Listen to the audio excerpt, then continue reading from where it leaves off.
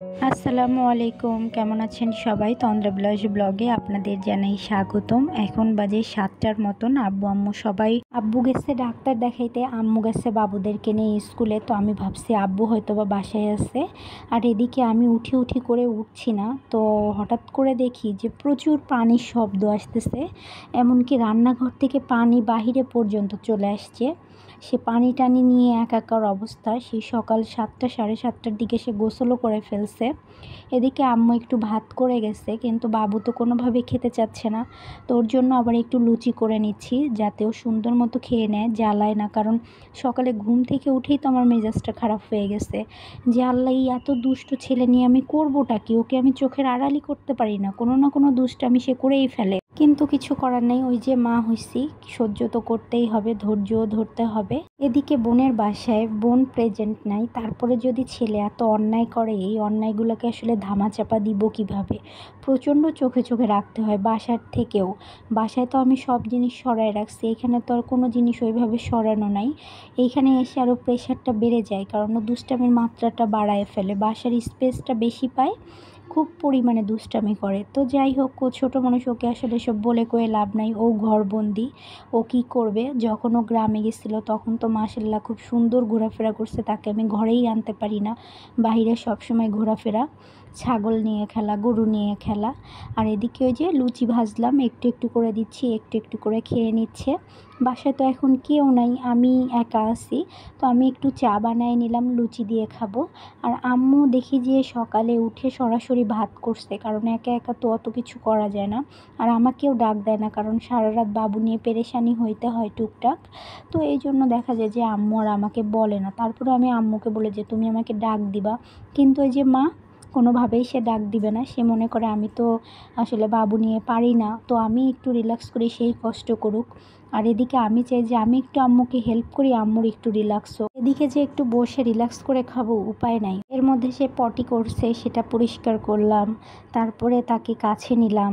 তারপরেও সে সেখান থেকে এসে এই যে শুরু করছে। খাবারটাও সকালবেলা ঠিকমতো খেতে পারলাম না। তো এখন বেজে গেছে 12:30টার মতো, তাকে গোসল করাই দিছি, খাওয়াই দিছি, এখন ঘুম পাড়াই দিলাম।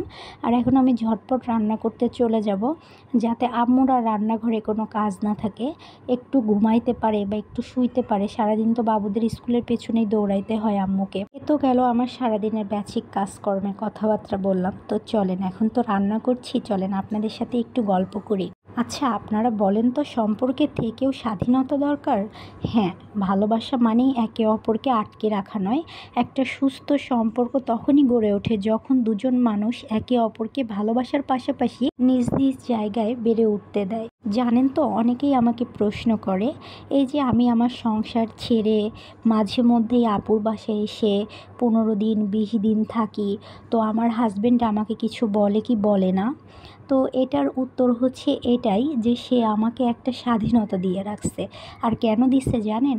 জানে তো আমার বোন নাই, তো সেই ক্ষেত্রে আমার খালা হিসেবে কিন্তু আমার বোনের ছেলে মেয়ের প্রতি আমার একটা দায়িত্ববোধ আছে। এদিকে আমি দুপুরের জন্য লতি দিয়ে শুটকি দিয়ে একটা রান্না করে ফেলছি, এটাই আজকে আমাদের দুপুরের খাবার। আপনি যদি সব সময় সঙ্গীর ওপর নির্ভর করতে বাধ্য হন, অথবা তার সব কিছুতেই অনুমতি নিতে হয়, তাহলে সেটা সম্পর্ক নয়, এক ধরনের নিয়ন্ত্রণ। এটার বলার কারণটা হচ্ছে এরকম, আমি মাঝে মধ্যে হুটহাট না বাবুদের স্কুলে যেতে হয়, অনেক সময় ফোনে টাকা থাকে না, বা অনেক সময় অনলাইনে বাবুর বাবা থাকে না, তো আমি বলে যেতে পারি না। তো যখন আমি বাসায় ফিরি তখন তাকে এসে আসলে বলি যে আমি না এখন একটু বাইরে গেছিলাম বাবুদের স্কুলে, বা আমি এখানে ওখানে গেছিলাম, তোমাকে তো বলতে পারি নাই, তো এখন আমি বললাম। তো সেই বিষয়টা না সে খুব নর্মালি নেয়, এবং তার ক্ষেত্রেও কিন্তু সেম কাজটাই হয়। অনেক সময় সে আমাকে বলতে পারে না, পরে আবার বললে কিন্তু আমি বুঝে যাই যে ও আচ্ছা, এইটার কারণে এখন কথা বলতে পারে নাই, বা এই প্রবলেমটা হয়েছিল জন্য সময় দিতে পারে নাই। যদিও সম্পর্ক মানে একসঙ্গে হাঁটা, কিন্তু একই গতি, একই স্বপ্ন, একই পছন্দ, এগুলো জোর করে মেলানো নয় কিন্তু। এদিকে আমার দুলাভাই তো আবার শুটকি মাছ খাবে না, তার জন্য ছোট মাছ চচ্চড়ি করছি, সেটা হচ্ছে বেলে মাছের চচ্চড়ি। আর এদিকে আমার শুটকি অলমোস্ট প্রায় রেডি, আর একটু সময় রাখলেই হয়ে যাবে। তো যেইটা বলছিলাম, দুজনের মাঝে জায়গা থাকা মানে দূরত্ব নয়, বরং এবং সেই জায়গায় শ্বাস নেওয়ার স্বাধীনতা, নিজেকে খুঁজে পাওয়ার সুযোগ। ভালোবাসুন কিন্তু শ্বাস নেওয়ার জায়গা দিন, কারণ যে সম্পর্ক মানুষকে গড়ে তোলে সেটাই সত্যিকারের সম্পর্ক। এদিকে চচ্চড়িটাও হয়ে গেছে। এখন বাবুদের জন্য আমি একটু মাছ রান্না করব। তো মাছটাকে হালকা করে একটু ফ্রাই করে নিব, তারপরে মাখায় বসায় দিব।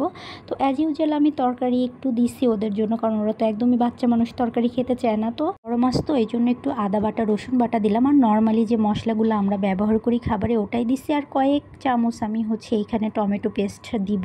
দেন খুব ভালো মতো মাখায় তারপরে চুলায় দিয়ে দিব, হয়ে যাবে। এটা নিয়ে আর আমাকে তাকাইতে হবে না, কষাইতেও হবে না, সুন্দর মতো দিব্যি মতো হয়ে থাকবে। সত্যি বলতে সংসার জীবন আহামরি যে অনেক বছর হয়ে গেছে আমার, ব্যাপারটা কিন্তু এমন না। তবে কিছু জিনিস আমি বুঝতে পারছি, প্রায়োরিটি ব্যাপারটা অনুভব করা যায়। কে আপনাকে কতটুকু গুরুত্ব দিচ্ছে সেটা আপনি বুঝতে পারবেন। আপনাকে কাছে পাওয়ার খুশি বা আপনার সাথে কথা বলার উচ্ছ্বাস কতটুকু, আপনি সেটা কারোর চোখের দিকে তাকালেই টের পাবেন। কেউ আপনাকে অবহেলা কিংবা অপছন্দ করলে সেটাও আপনি বুঝতে পারবেন তার চোখের দিকে তাকালে। আসলে কি জানেন, সব কিছু মুখে বলতে হয় না, ব্যবহারে অনেক কিছু বোঝা যায়। কে আপনাকে কতটুকু চায়, কার কতটুকু আগ্রহ, কার কাছে আপনি কতটুকু গুরুত্বপূর্ণ, আপনাকে কাছে পাওয়ার আকুলতা, হারিয়ে ফেলার ভয়, না পাওয়ার শূন্যতা, থেকে যাওয়ার উচ্ছ্বাস, আনন্দ, প্রাপ্তি কিংবা আফসোস, সব কিছুই অনুভব করা যায়, বোঝা যায়। সব রান্নাবাড়ি শেষ। এদিকে আমার ছেলেও চলে আসছে, এখন বাজে 4:30টার মতো, আর আমার পুত্রও তো ঘুম থেকে উঠে গেছে।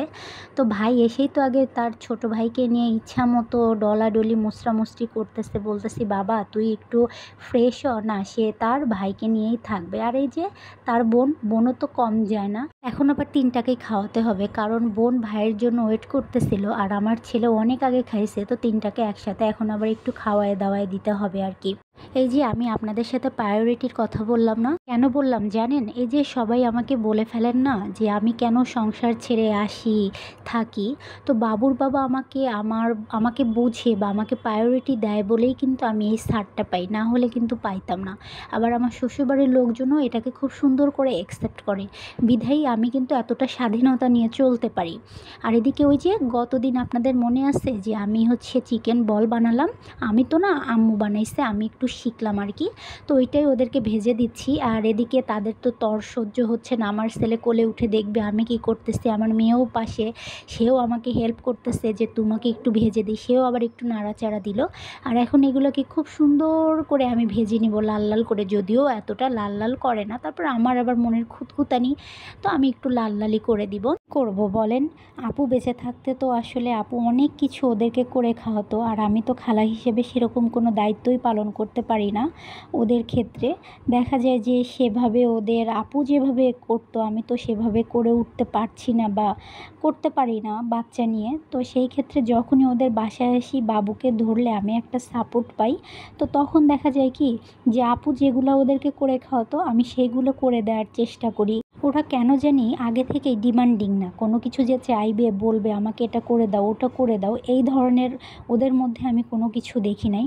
ওরা এখনও টাকাই চিনে না, যদিও আস্তে ধীরে এখন ওদেরকে সব কিছু চেনাচ্ছি, কারণ চিনতে তো হবেই। টুডে টুমোরো, সবসময় তো আমরা বেঁচে থাকবো না, ওদেরকেও তো স্বাবলম্বী হতে হবে যাতে ওরা নিজেদের পথটা নিজেরা চলতে পারে। আপু বেঁচে থাকতে তো এত কিছু চিন্তা করতে হয়নি, তাই অনেক কিছু ওদেরকে করতে হয়নি, কিন্তু এখন আস্তে ধীরে না আমি একটু একটু করে ওদেরকে শেখানোর চেষ্টা করি যাতে ওরা নিজেরা চলতে পারে, ওরা কারোর উপর ডিপেন্ডেন্ট না হয়।